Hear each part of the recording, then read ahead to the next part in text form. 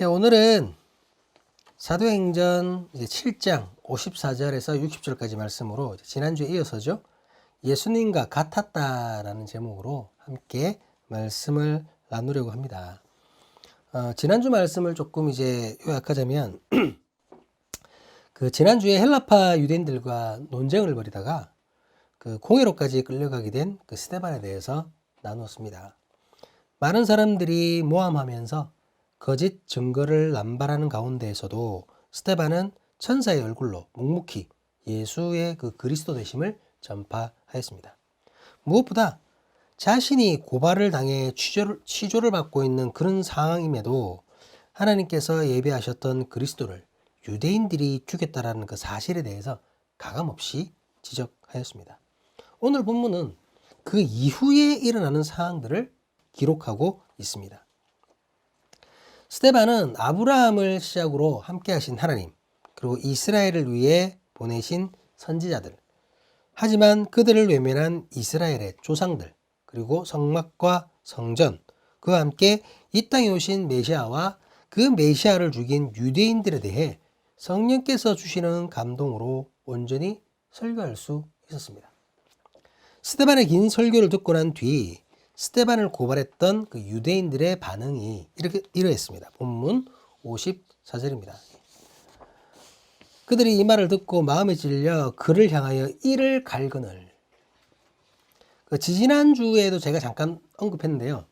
성령께서 함께 하시는 그 진리의 말씀이라고 해서 사람들이 무조건 아멘 아멘 하며 받아들이는 것은 아니라는 것입니다. 본문에서도 스데반의 설교를 들은 이들이 스데반의 전한 복음을 받아들이지 않았습니다. 오히려 그들은 마음의 찔림을 받아 스데반을 향해 이를 갈게 되었다고 기록하고 있습니다. 그 이를 갈았다는 것은 그 당시의 표현대로 분노했다는 얘기입니다. 화가 났다는 거죠. 그 본문의 찔려는 우리 사도행전 2장에서 베드로의 설교를 듣고 사람들의 마음이 찔렸던 것과는 다른 상황을 나타내고 있습니다. 이게 무슨 말이냐면 사도행전 2장 30절, 그러니까 베드로의 설교를 듣고 찔렸을 때 사용됐던 그 찔려는 헬라어로 카타니소라는 단어를 사용하고 있는데요. 찌르다 그리고 동요시키다라는 의미가 있습니다. 무슨 말입니까, 여러분? 동요시키다? 마음이 흔들렸다는 거겠죠. 자신의 잘못을 지적받고 그 마음이 흔들렸다는 겁니다.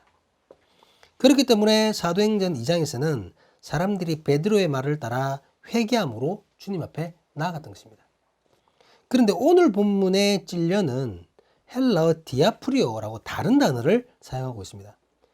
역시 찌르다라는 의미가 있지만 그와 다르게 성나게 하다라는 뜻을 가지고 있습니다. 그러니까 본문에서는 스데반이 사람들의 아픈 데를 계속 찌르니까 그것이 아팠던 것이고 그것 때문에 화가 더 났던 거예요. 마음이 동요가 된 게 아니라 오히려 화가 났던 겁니다. 그래서 스데반을 향해 이를 갈며 분노를 느끼게 된 것입니다. 스데반의 설교가 진리인지 아닌지 지금 이들에게는 아무것도 중요하지 않습니다.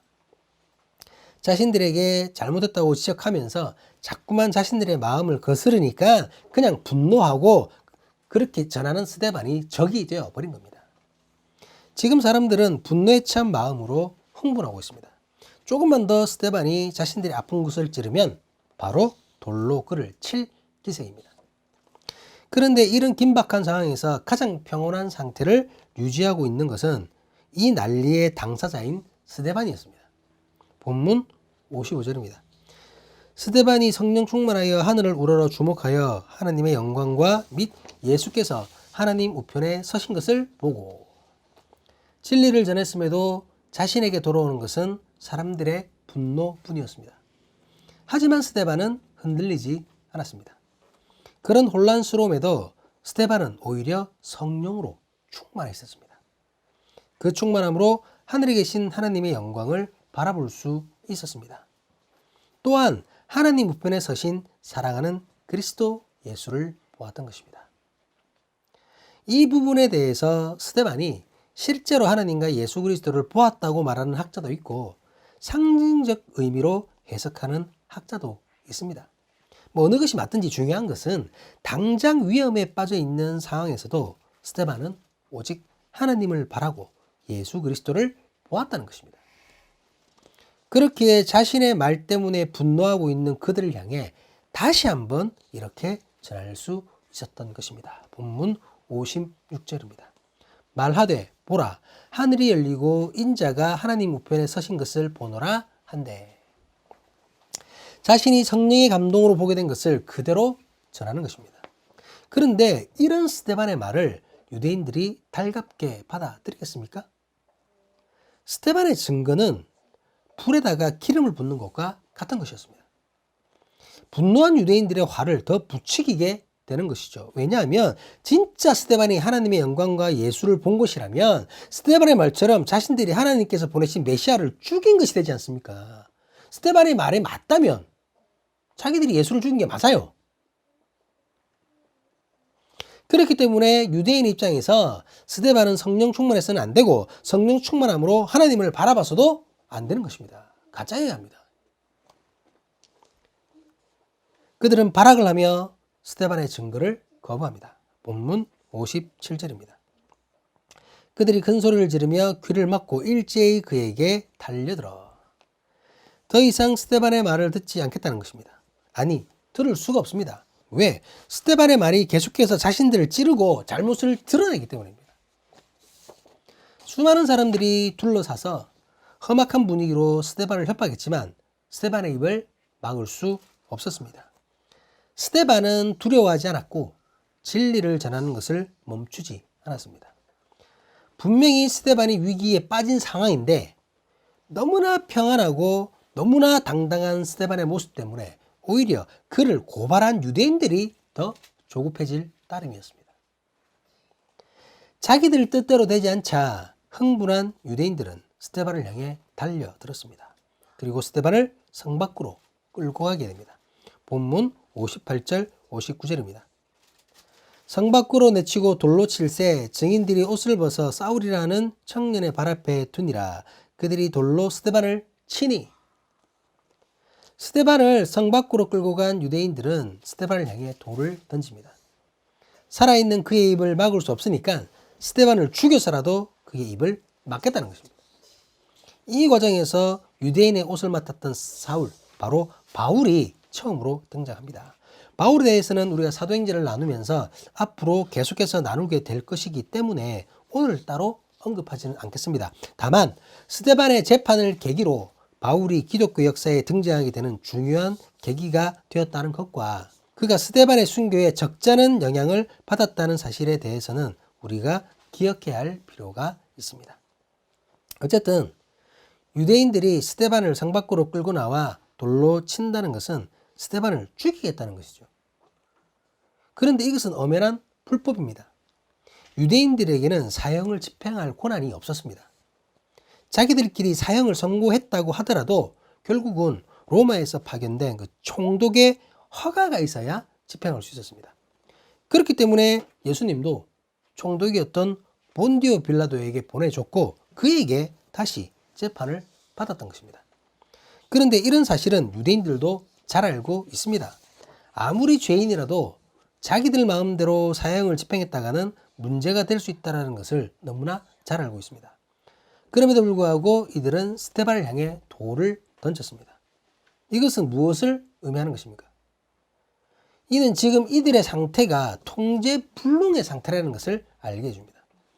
스데반에 의한 진리의 도발이 죄악된 그들이 이성을 잃을 정도로 괴롭게 한 것입니다.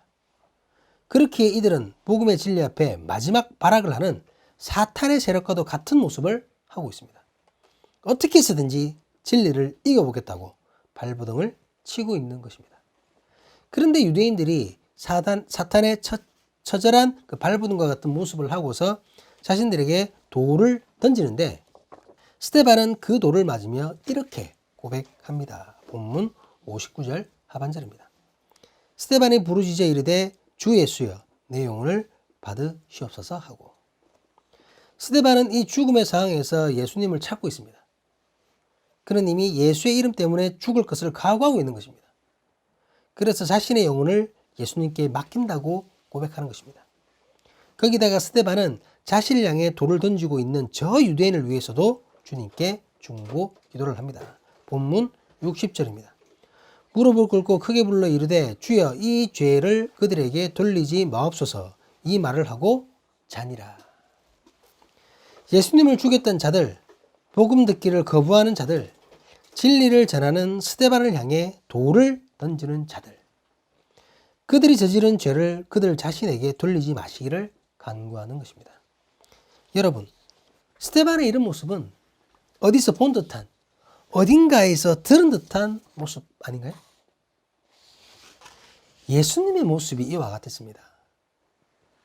우리 예수님께서 자신을 못 박았던 이들을 위해 기도하셨던 것과 똑같은 모습입니다. 내가 PPT를 준비 못했는데요. 누가복음 23장 34절에는 이렇게 기록되어 있습니다. 이에 예수께서 이르시되 아버지 저들을 사하여 주시옵소서 자기들 하는 것을 알지 못함이니이다 하시더라. 누가복음 23장 46절 말씀입니다. 예수께서 큰 소리로 불러 이르시되 아버지 내 영혼을 아버지 손에 부탁하나이다 하고 이 말씀을 하신 후에 숨지시니라. 오늘 말씀의 제목이 예수님과 같았다입니다. 무엇이 예수님과 같았다는 것입니까? 스데반의 삶이 예수님과 같았다는 것입니다. 스데반이 전한 복음이 예수님과 같았다는 것입니다. 스데반의 죽음이 예수님과 같았다는 것입니다. 스데반은 어떠한 계기로 그리스도인이 되었습니다. 예수를 믿고 예수를 따르는 제자가 된 것입니다. 그는 예수의 제자로 직접적이든 간접적이든 예수님의 말씀을 통해 자신이 어떻게 살아야 하고 어떻게 죽어야 하는지를 배웠습니다. 그리고 그 삶의 끝에서 예수님께 배운 대로 예수님처럼 죽음을 맞이했던 것입니다. 스데반의 아름다움은 이 사실에 있습니다. 스데반이 재판받는 중에 사람들이 분노하여 그를 돌로 치려고 했을 때 갑자기 하늘에서 천둥과 같은 소리가 들려 돌을 든 자들의 그 손을 멈추게 하시고 천사들이 내려와 스데반을 변호하며 그의 복음을 증거해 주지 않았습니다. 여러분. 그런 일은 일어나지 않았습니다. 어느 누구도 스데반의 편이 되어주지 않았습니다. 그곳에 있는 모든 사람들이 스데반을 공격하는 중에 그는 홀로 그 무대의 중앙에 서 있었습니다. 누가 보더라도 가장 외롭고 초라한 모습의 스데반입니다. 그런데 그는 그곳에서 가장 평온한 모습을 하고 있었습니다. 사람들은 천사와 같은 얼굴의 그 스데반을 보며 놀라워 있었습니다. 모함과 거짓 증거가 난무하는 중에도 그는 성령의 충만함을 이루었습니다. 그리고 자신을 기다리시는 하나님의 영광과 예수 그리스도의 사랑을 바라보게 되었습니다. 스데반은 그렇게 믿음으로 자신을 지키며 예수님께서 그렇게 하셨던 것처럼 원수를 용서하는 가장 아름다운 모습으로 죽음을 맞이하게 된 것입니다.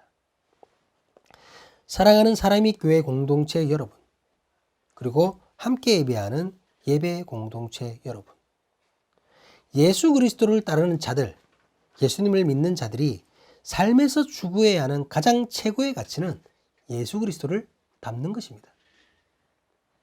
우리가 세상에서 그리스도임을 나타내는 완벽한 증거는 예수 그리스도의 삶을 내가 재현해내는 것입니다.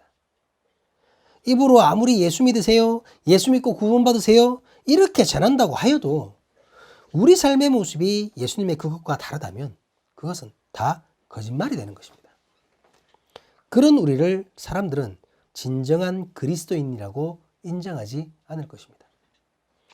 자신들이 따르고 믿는 예수와 전혀 다른 삶을 살고 있는데 어떻게 예수님을 믿으라는 그 말에 신뢰를 줄 수 있단 말입니까? 예수님은 죽기까지 우리를 사랑하셨습니다. 자신을 죽이기까지 한 이들을 위해 중보하며 용서하셨습니다. 스데반은 죽기까지 예수님을 사랑하였습니다. 자신을 죽이기까지 한 이들을 위해 예수님처럼 중보하고 용서하였습니다. 우리도 죽기까지 예수님을 사랑할 수 있기를 주님의 이름으로 간절히 기도합니다.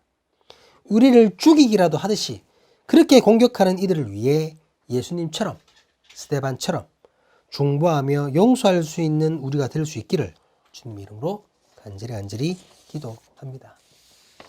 제가 고백을 좀 드리자면 이번 설교를 준비하면서 중간중간 계속해서 부끄러운 마음이 들었습니다. 제가 그렇게 마음을 품지 못하고 있다는 것이 되겠죠. 혹시라도 다음번에 비슷한 내용의 설교를 다시 한번 준비하게 된다면 그때는 지금보다 덜 부끄러운 내가 될 수 있기를, 그렇게 노력하며 준비하는 내가 될 수 있기를 주님의 이름으로 간절히 간구합니다. 우리 모두가 예수님처럼 스데반처럼 죽기까지 그리고 원수를 사랑하는 우리가 될 수 있기를 주님의 이름으로 간절히 간구합니다. 기도하시겠습니다.